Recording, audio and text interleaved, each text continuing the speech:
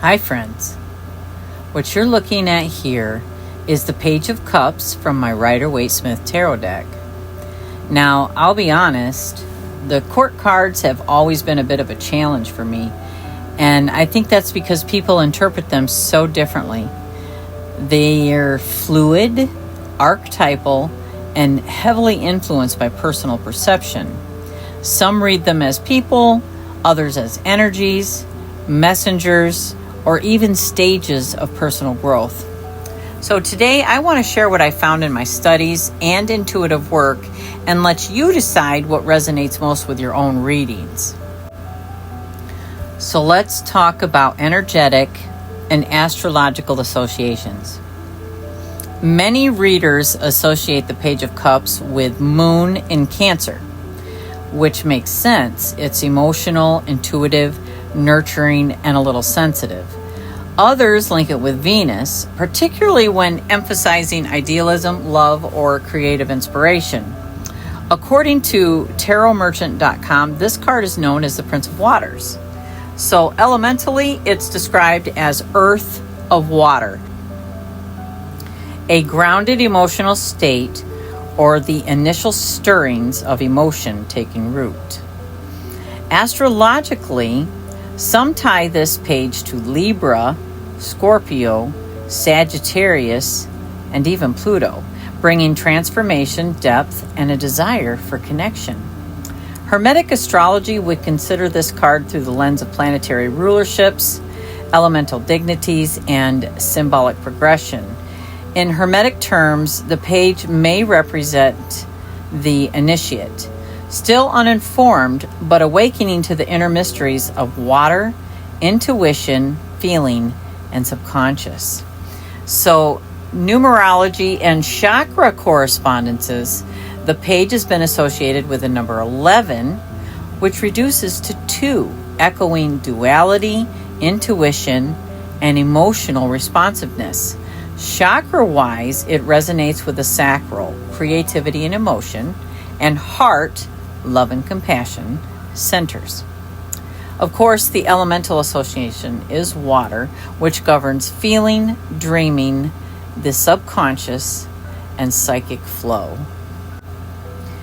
The key words in an upright position are intuition, youth, inner child, dreamer, sensitivity, idealism, psychic gifts, spirituality, messages, creative inspiration, romantic feelings, and admiration.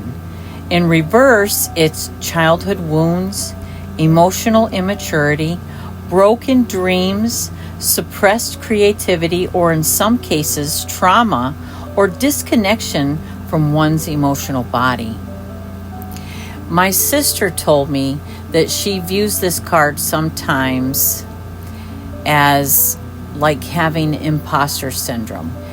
And when you think about the energies that may come with this card, I can definitely relate to that.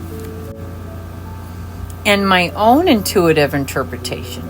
So when I pull this card, I immediately feel a sense of hope and fresh emotional energy. There's something innocent and optimistic here, like the early stirrings of love or the quiet nudge of unexpected inspiration. But because pages are immature energies, emotions could easily swing the other way if triggered. There's a volatility to emotional youthfulness, beautiful but vulnerable. In readings, I often see this page as representing a young person or the inner child, someone full of wonder, easily enchanted, and sometimes prone to naive emotional expression. They may be bringing a heartfelt message or inviting you to return to your own heart space. All right, let's look at the symbolism from Arthur Waite. So let's turn to Waite's own words from the Pictorial key to the tarot. A fair, pleasing, somewhat effeminate page of studious An intent aspect contemplates a fish rising from a cup to look at him. It is the picture of the mind taking form. You know, that always strikes me as very poetic, the mind taking form. It's a beautiful metaphor for imagination, spiritual vision, or an intuitive download taking shape. Now we have the fish and other symbolism. So the chalice he holds is the same one from the Ace of Cups, also known esoterically as the root of the powers of water. It represents divine inspiration, and in this case, it seems he's offering a sip of that magic to the world. The fish emerging from the cup, a symbol of the subconscious, divine messages, and sometimes even the soul speaking. Fish have also been sacred in early Christianity, representing faith, rebirth, and divine mystery. In some systems, like the Thoth, this fish might be swapped for a turtle, symbolizing the universe carried on its back, grounding the watery essence.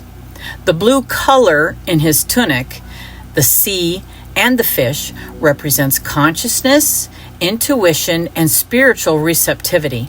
Water is memory, emotion, the Akashic field itself. And don't forget the tunic. It bears lotus or water lily patterns, symbols of purity, spiritual awakening, and even the unfolding of the chakras, especially in Eastern traditions. So here are my final thoughts. I see the Page of Cups as an invitation to open your heart, tune into your inner dreamer, and remain emotionally available without losing your grounding. He reminds us that something beautiful is always rising from within, even if it seems small or strange at first. What do you see in the Page of Cups? How do you read this energy? Let's chat about it in the comments, and I'd love to know how this youthful messenger speaks to you. Until next time, I hope you have a wonderful day.